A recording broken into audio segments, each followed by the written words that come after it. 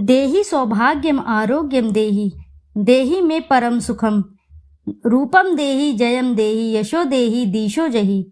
जय माता रानी दोस्तों, स्वागत है आप सभी का आपके अपने चैनल ज्ञानार्थ में। माँ भगवती दुर्गा की कृपा आपके और आपके समस्त परिवार पर सर्वदा सर्वदा बनी रहे। नवरात्रि के पहले दिन पूजा के दौरान जरूर सुने माँ शैलपुत्री की ये कथा। आज 3 अक्टूबर यानी नवरात्रि का प्रथम दिन। आज आप सुनेंगे माँ शैलपुत्री की व्रत कथा। पहला दिन माता शैलपुत्री की पूजा का माना जाता है। माता शैलपुत्री को शक्ति का साक्षात रूप माना जाता है। आइए श्रवण करते हैं माँ शैलपुत्री की कथा का। से नवरात्रि प्रारंभ हो गए हैं। नवरात्रि के 9 दिनों तक माता रानी के अलग अलग रूपों की पूजा करने का विधान है। माता के 9 रूप शैलपुत्री, ब्रह्मचारिणी, चंद्रघंटा, कुष्मांडा, स्कंद माता, कात्यायनी, कालरात्रि, महागौरी और सिद्धिदात्री। आज के पहले दिन माता शैलपुत्री की पूजा की जाती है। शैलपुत्री को ही माता सती कहा जाता है। मान्यता है कि माता सती ने ही बाद में हिमालय पुत्री पार्वती के रूप में जन्म लिया था, इसलिए माता पार्वती को ही शैलपुत्री के नाम से जाना जाता है। शास्त्रों में माँ शैलपुत्री के रूप का वर्णन करते हुए माता शैलपुत्री वृषभ पर सवार संपूर्ण हिमालय पर विराजमान है। उनके दाहिने हाथ में त्रिशूल है जो धर्म, अर्थ और मोक्ष के द्वारा संतुलन का प्रतीक है, और बाएं हाथ में कमल पुष्प कीचड़ यानी स्थूल जगत में रहकर उससे परे रहने का संकेत देता है। आज नवरात्रि के पहले दिन माता शैलपुत्री का पूजन करते समय उनसे जुड़ी कथा जरूर सुनिएगा। इससे माँ शैलपुत्री का आशीर्वाद आपको प्राप्त होता है। आइए श्रवण करते हैं माता शैलपुत्री की व्रत कथा का। पौराणिक कथा के अनुसार एक बार प्रजापति दक्ष ने यज्ञ करवाने का फैसला किया। इसके लिए उन्होंने सभी देवताओं को निमंत्रण भेज दिया। अपनी पुत्री सती और दामाद भगवान शिव को नहीं बुलाया। देवी सती उस यज्ञ में जाने के लिए बेचैन थी, लेकिन भगवान शिव ने उन्हें बिना निमंत्रण के वहां जाने से मना किया। लेकिन सती माता नहीं मानी और अपनी हट पर अड़ी रही। इसके बाद महादेव को विवश होकर उन्हें भेजना पड़ा। सती जब अपने पिता प्रजापति दक्ष के यहाँ पहुंची तो वहां किसी ने भी उनसे प्रेम पूर्वक व्यवहार नहीं किया। उनका और भगवान शिव का उपहास उड़ाया। इस व्यवहार से देवी सती बहुत ही आहत हुई। वो अपने पति का अपमान बर्दाश्त नहीं कर पाई। क्रोधवश वहां स्थित यज्ञ कुंड में बैठ गई। जब शिव को ये बात पता चली तो वह दुख और क्रोध की ज्वाला में जलते हुए वहां पहुंचे और यज्ञ को ध्वस्त कर दिया। कहा जाता है कि इसके बाद से देवी सती ने हिमालय पुत्री पार्वती के रूप में जन्म लिया। हिमालय की पुत्री होने के नाते देवी पार्वती को शैलपुत्री के नाम से जाना जाता है। तो आइए अब जानते हैं माता शैलपुत्री के पूजन का महत्व। माता शैलपुत्री को शक्ति का स्वरूप माना गया है। उनकी उपासना से मन और मस्तिष्क का विकास होता है। शैलपुत्री मूल आधार मस्तिष्क के होते हुए सीधे ब्रह्मांड का प्रथम संपर्क सूत्र मानी जाती हैं।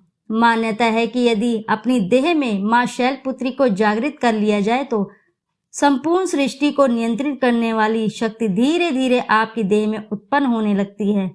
व्यक्ति विराट ऊर्जा में समाकर मानव से महामानव बन जाता है। ऐसे में उसकी देह में चट्टान सी शक्ति पैदा हो जाती है और उसकी मस्तिष्क स्थिर हो जाती है। शैलपुत्री के जागृत न होने से व्यक्ति विषय वासनाओं में लिप्त होकर सुस्त, स्वार्थी, आत्म केंद्रित हो जाता है। देहि सौभाग्यम आरोग्यम देहि, में परम सुखम, रूपम देहि जयम देहि, यशो देहि दीशो जहि। जय माता रानी दोस्तों, स्वागत है आप सभी का आपके अपने चैनल ज्ञानार्थ में। बहुत बहुत स्वागत है। माता रानी की कृपा आपके और आपके समस्त परिवार पर सर्वदा बनी रहे।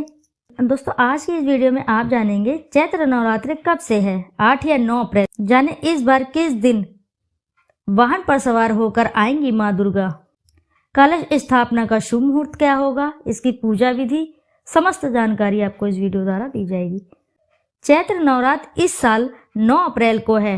इन 9 दिनों में माँ दुर्गा के 9 स्वरूपों की सच्ची श्रद्धा और आस्था के साथ पूजा की जाती है।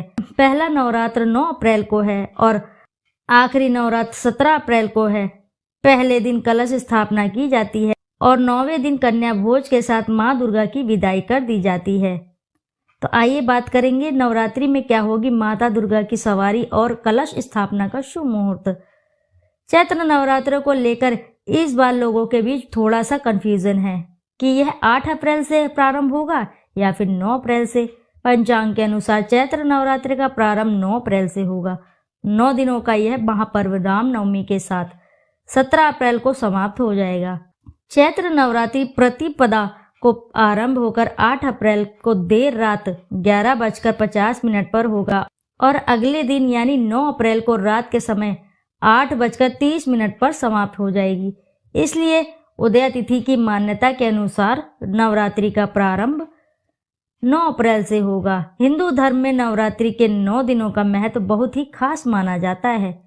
इन 9 दिनों में आदि शक्ति माँ दुर्गा के 9 स्वरूपों की पूजा की जाती है। धार्मिक मान्यताओं में माना गया है कि इन 9 दिनों में माँ दुर्गा से जुड़ी सभी शक्तियां जागृत हो जाती हैं। इसलिए इन 9 दिनों में माँ दुर्गा की संपूर्ण विधि विधान से पूजा करने से आपकी सभी मनोकामनाएं शीघ्र ही पूर्ण होती है।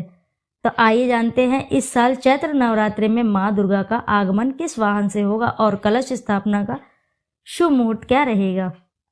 चैत्र नवरात्रि में माँ दुर्गा इस बार घोड़े पे सवार होकर आएंगी।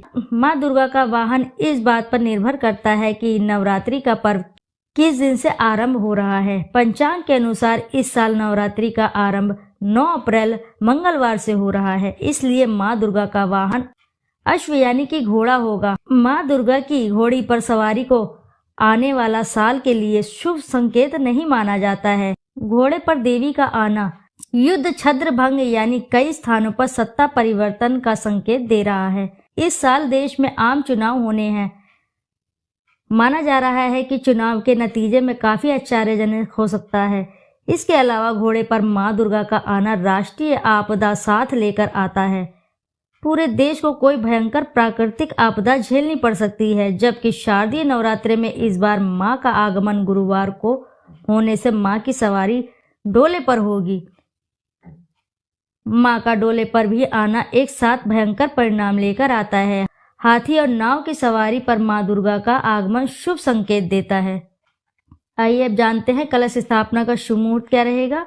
पंचांग की गणना में बताया गया है कि इस बार कलश स्थापना के लिए सिर्फ 50 मिनट समय मिल रहा है। कलश स्थापना सुबह 6:12 से लेकर 10:23 तक कर सकते हैं। 4 घंटे 11 मिनट का यह मुहूर्त सामान्य मुहूर्त माना जा रहा है। वहीं घटना स्थापना के लिए अभिजीत मुहूर्त रहेगा 12:03 से 12:53 तक, कुल 50 मिनट का है। इस बार चैत्र नवरात्रि में पहले दिन सेवार सिद्धि योग और अमृत योग का शुभ योग भी बन रहा है। यह सर्व कार्य सिद्धि योग के लिए बहुत ही शुभ माना जा रहा है। तो दोस्तों आशा है कि जानकारी से आपको लाभ अवश्य ही प्राप्त होगा। यदि जानकारी आपको अच्छी लगी है तो वीडियो को जरूर लाइक करें और साथ ही चैनल को सब्सक्राइब करें और एक बार अपनी सच्ची श्रद्धा से कमेंट बॉक्स में जरूर लिख दें। जय माता रानी। दोस्तों फिर मिलते हैं आपसे ऐसी ही किसी नई जानकारी के साथ। जब तक के लिए नमस्कार।